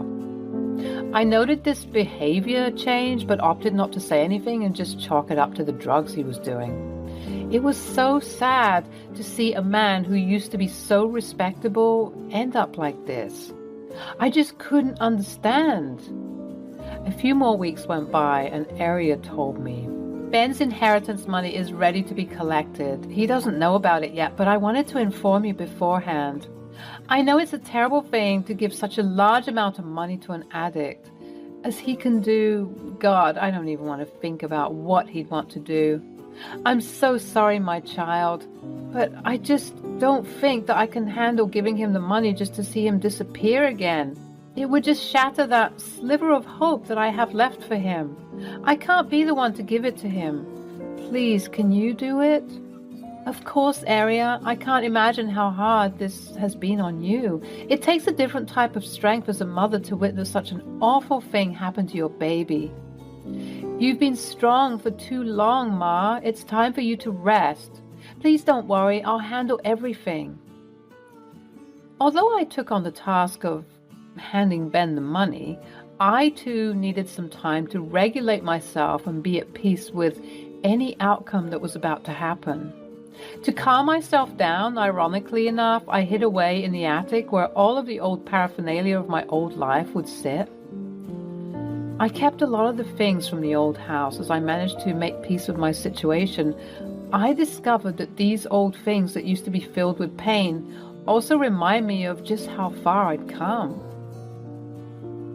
It seemed like the perfect spot for me to just sit and reflect upon the old and dusty plastic tea set that we managed to bargain for at a cheap yard sale when we couldn't afford proper dishes and cutlery. I reminisced on the half-dead heater that had a mind of its own and decided when it wanted to work. Oftentimes it would choose not to, and Kim and I would have to huddle together for warmth, but it was never enough. I looked at Ben's old chest full of what I presumed to be old work documents. I never dared to open it though, as I was scared of just how much money was being taken from the household to fund his other seemingly more important lifestyle. For whatever reason though, on this day, the day I was supposed to give him the money, I decided that I couldn't be afraid anymore. I had to see what was inside. I broke open the now worn-out chest to find papers and papers of bank statements and checkbooks, all detailing the amount of money that Ben had wasted away. With the bank statements detailing where the money was going, I noted that the account recipient was named Maria. I didn't know of a Maria, but as I began to dig deeper, I found out who exactly this Maria was, and it made my heart drop. Deep within the chest was a letter, a handwritten letter. It read, "Dear Ben, when are we going to stop sneaking around like this? I'm getting bored and tired of your inability to kick your wife and kid to the curb like you said you would. You seem to enjoy spending months with me, taking all of my drugs, and going back to your family, even though you clearly hate them. If you don't tell them the truth, I will get Manuel involved. You already owe him tons of money from all the drugs you do with him for free. And this is how you want to treat me? I'm giving you 24 hours to get this done. Otherwise, you'll be in big trouble. Maybe I'll tell your wife all about me and our affair, as well as all the expensive bags and shoes you buy me. Or maybe I'll tell Manuel to get his goons to sort you out. Maybe I'll do both. Who knows? All of this can be avoided if you just do what we agreed upon. Remember, 24 hours or your entire life is going to come crashing down. Tick, tick, babe. Ciao, Maria." Reading this letter almost made my heart explode in my chest. I even had to sit down. So Ben was having an affair before he left, and he had spent the money on his mistress.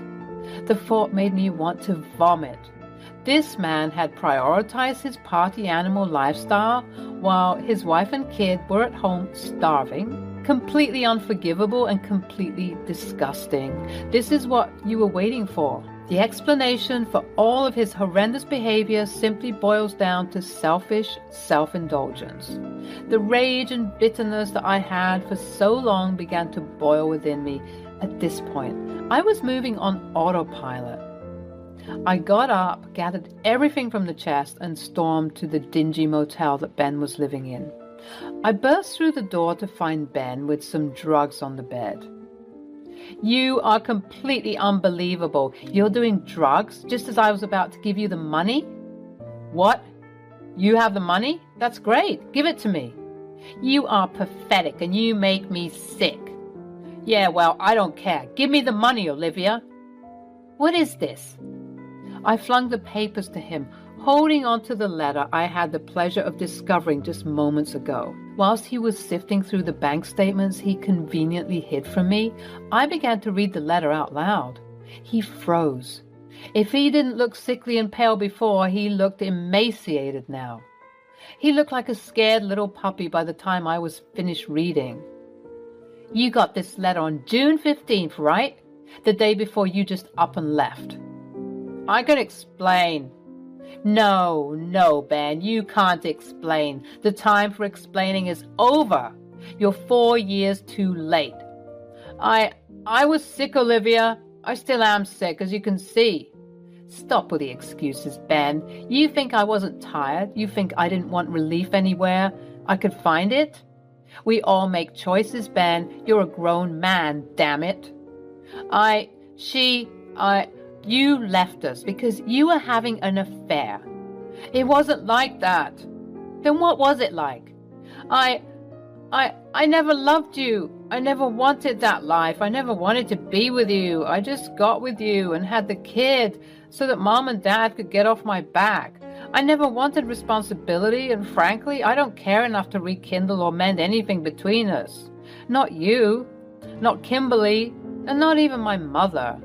I know it sounds awful to say, but it's the truth. Take it or leave it. Now give me my money. I can't say I'm surprised, actually. You've always been the evil villain to me. And that's all you ever were. Even now, as I look at you, you look like some demon from a comic book. You're disgusting.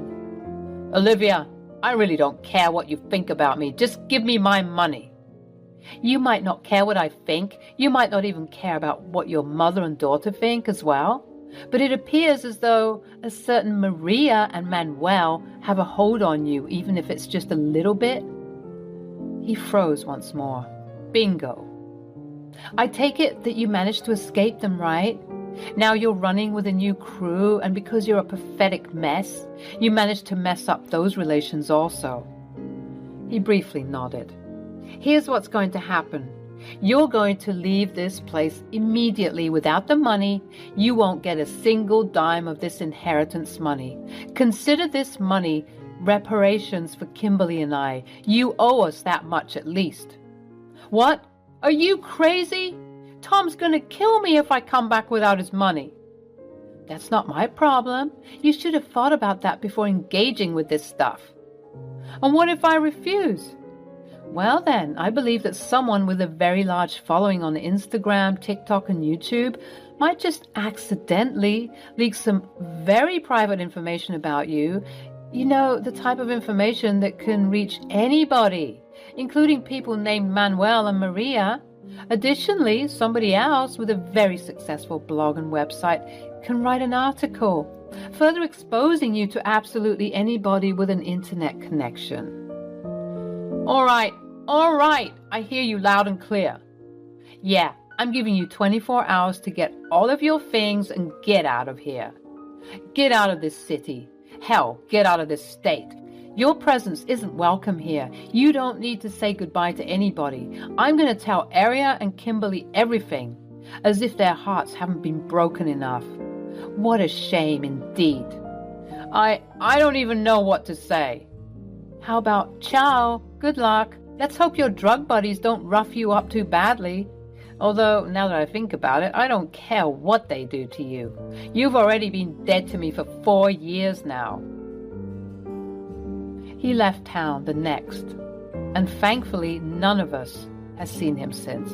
I am just very content in the fact that all three of us have some closure on where Ben had gone and why.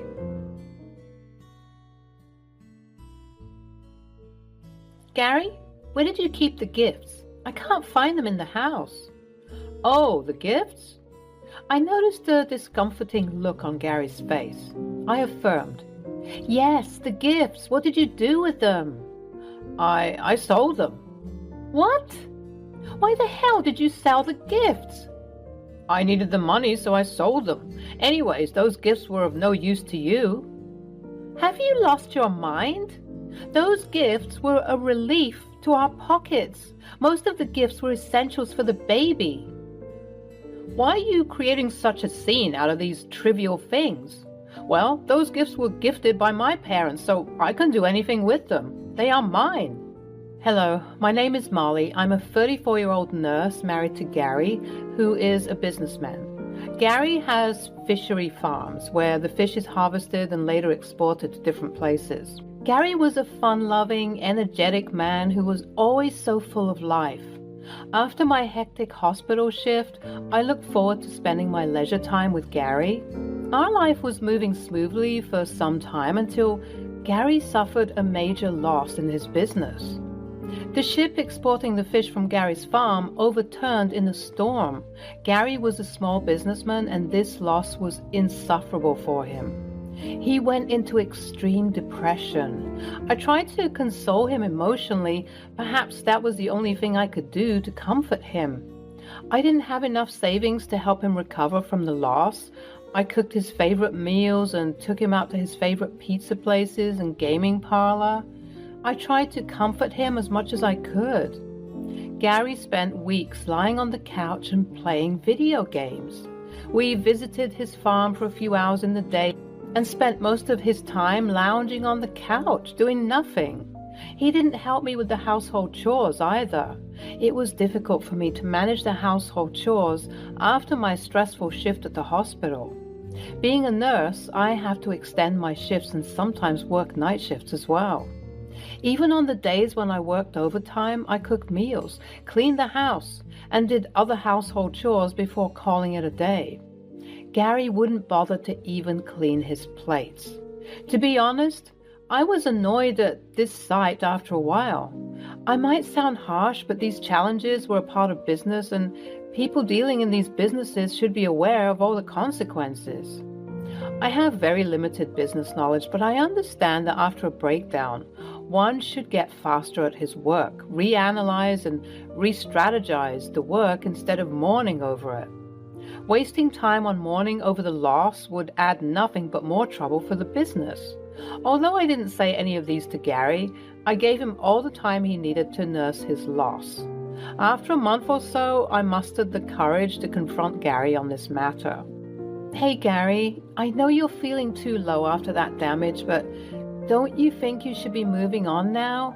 I mean, instead of mourning, shouldn't you focus on fixing things? Perhaps if you continue to have low spirits, things might get even worse for you.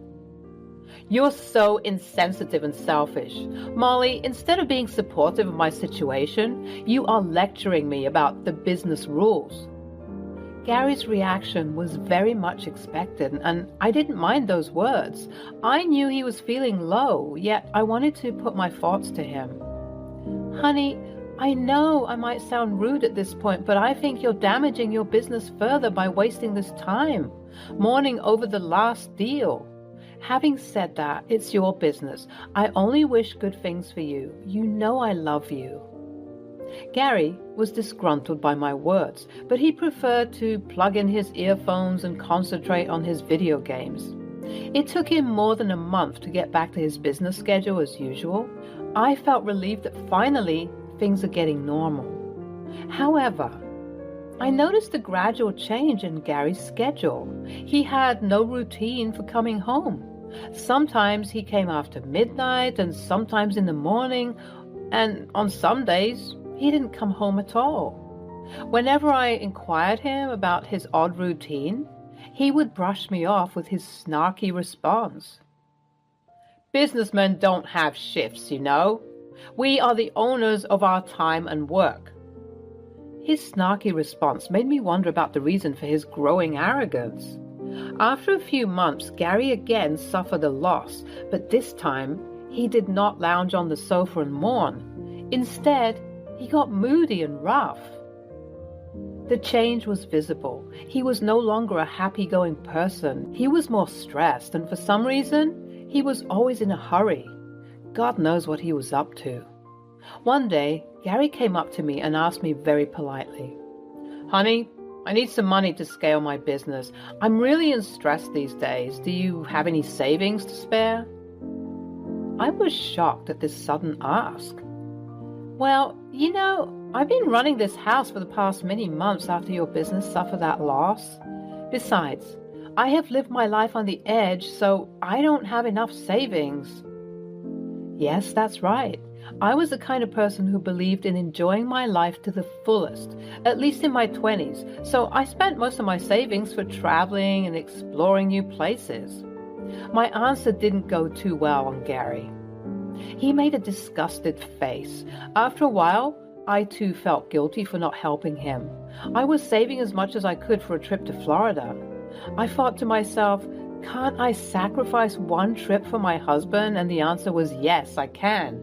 Or rather, I should. As a married couple, we should help and support each other. So I decided to give the money which I was saving for my next trip to Florida. I was hopeful that he would pace up his business and things would be fine again. Unfortunately, that never happened. It was during this time I got pregnant. That was the happiest moment of my life. Gary was happy too, but he looked concerned. I was confused at his mixed emotions. Gary, ain't you happy with the news? What's bothering you? I'm happy for the baby too, but what? I'm a little worried if I'll be able to give a decent life to the baby with my unstable income. Isn't the baby happening too early? The baby is happening just at the right time. I want the baby and I'll keep it. Gary was annoyed at my response. He wasn't ready to take up the responsibilities of the baby. I brushed it off with the thought that Gary was just too overwhelmed. Men usually feel overwhelmed by the news of the first pregnancy, and especially if it is not planned, because the baby adds to the responsibility. Honestly, I was also concerned about Gary's unstable income. It's extremely difficult to run a house and provide a good life for a child with just one income. We cannot just depend on my income alone, but I was also sure that once Gary becomes a father, he would understand his responsibilities and everything would be fine. I thought Gary would get serious with his work now, but instead, Gary was becoming reckless day by day. Borrowing money became a habit for him. He always had an urgent and exclusive reason for borrowing money. Sometimes it was on the pretext of paying his staff, and sometimes it was to invest in a new breed of fish.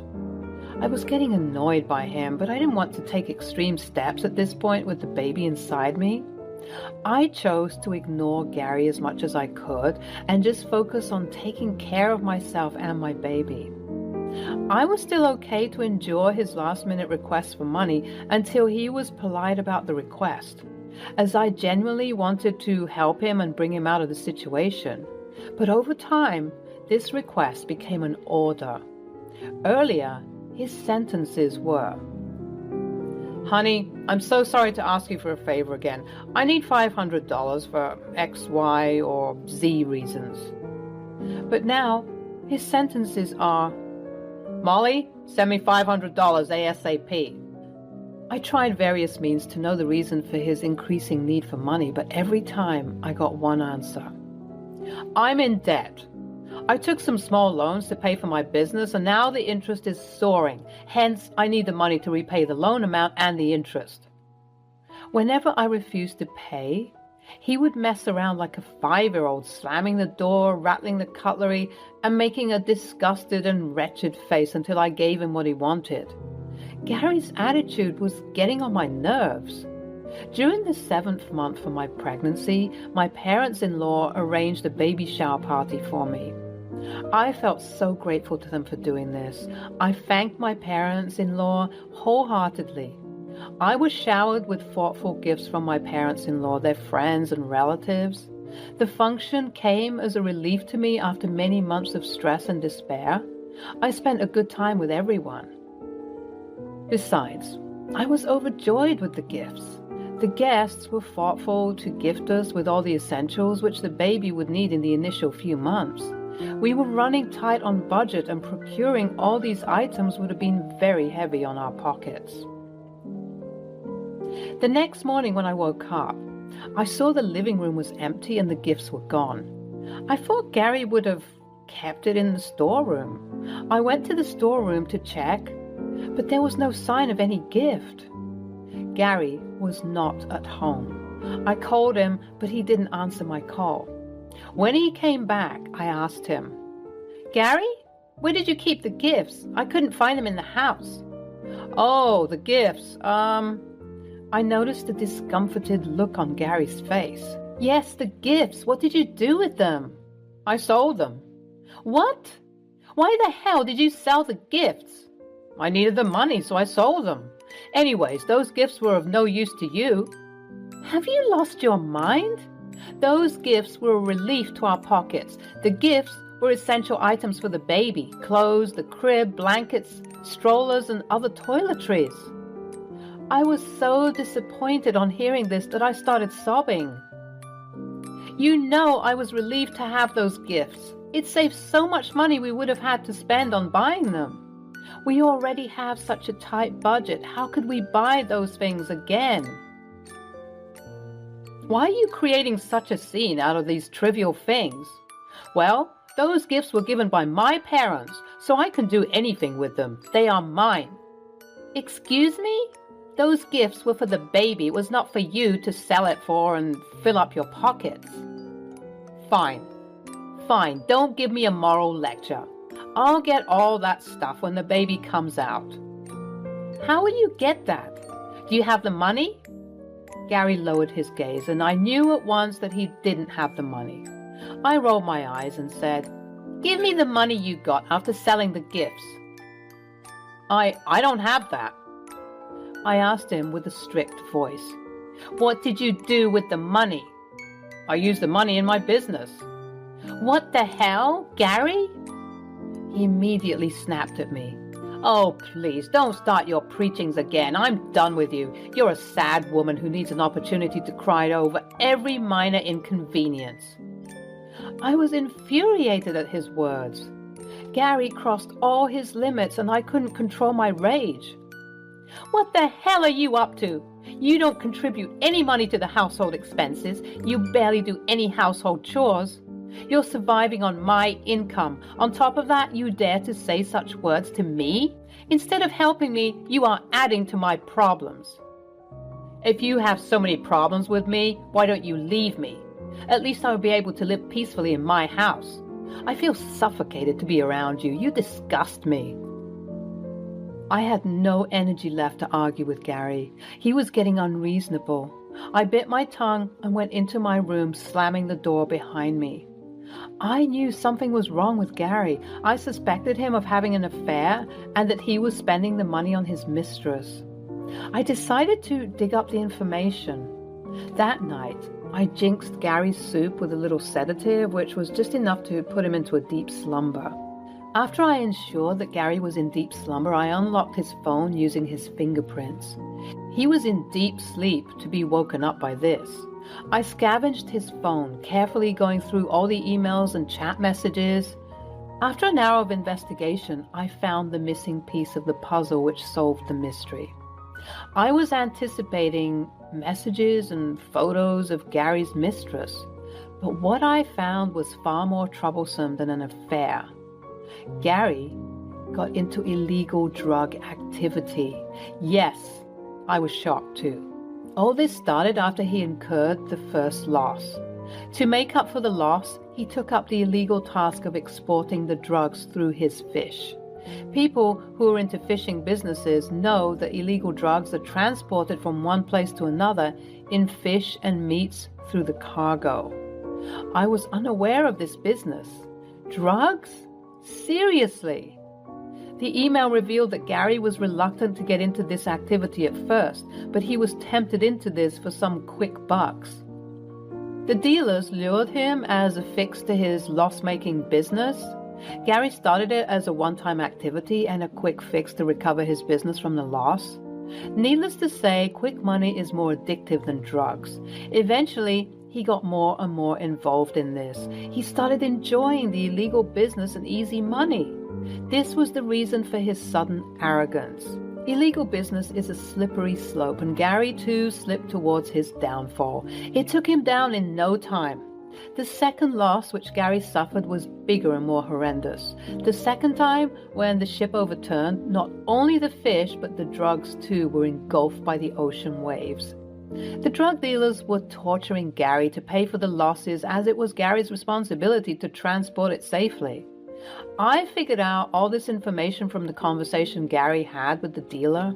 I could no longer stay with a criminal. Besides, I'm a nurse and I've witnessed the suffering of people because of drug abuse.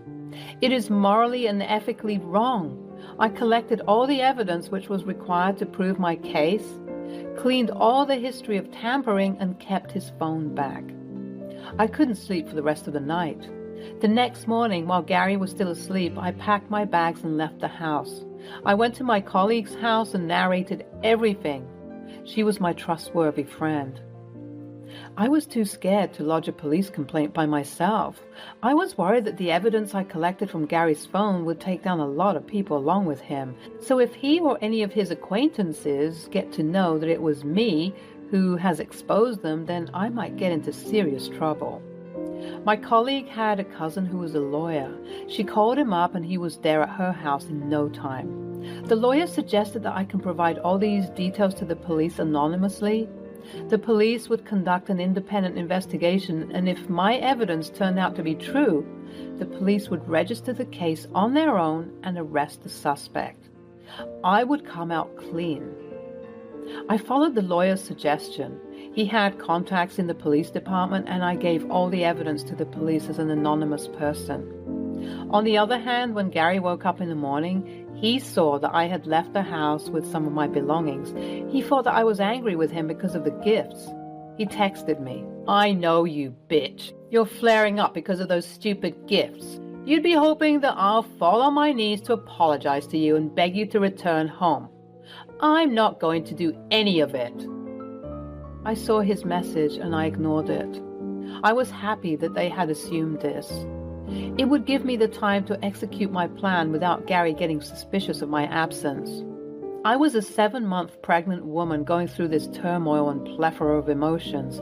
I was terrified with the thought if Gary finds out that it was me, he might try to harm me or my baby. I was in extreme adversity. As we planned, the police took a week to investigate the matter. The evidence had the contacts and conversations that Gary was having with the dealers. My colleague suggested I stay with her until everything is sorted. After a week, I got a call from the lawyer that the police investigation had confirmed that my evidence was true, and Gary, along with a few others, would be pressed with criminal charges. I didn't know whether to be happy about this news or if I should be sad that Gary would be behind bars. I was still anxious. After a few hours, I got a call from a number. When I answered it, Gary was on the other end. I was trembling with fear, wondering if he already knows the truth. Gary spoke to me in a fearful tone. "Babe, I need your help. The police have arrested me. They have pressed charges of some drug-dealing activity. I'm innocent. I know you were still angry with me for that gift thing, but please help me now. Get me bail and a lawyer. We can sort out our differences when I'm out of here." I sighed with relief that he didn't know the truth. "Gary, I don't want to be associated with any criminal. Forget about the bail. I'm going to break all ties with you. I'm filing for divorce." I hung up the phone without giving him the chance to speak. This was my plan. The lawyer had suggested that once Gary is arrested, I can file for divorce on the grounds of disassociation from a criminal. Neither Gary nor any of his acquaintances would suspect my move, and I could be safe. The news of Gary's arrest reached his parents. After I denied the help, Gary called up his parents and they too refused to help him, stating that it would damage their reputation if they support a criminal.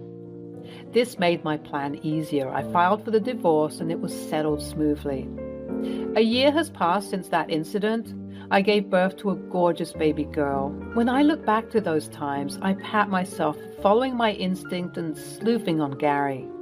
Had I not done that, Gary would have still sucked all my money like a parasite, or God knows, he might have harmed me or my baby. Criminals have no morals. The fact that it was me who has given all the evidence to the police remained a secret between me, my colleague, and the lawyer. I'm living with my parents for the time being, until the baby grows up.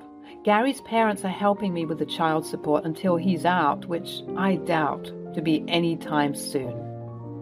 Quick money could be an easy way out, but more often than not, it leads to a slippery slope of adversity and crime.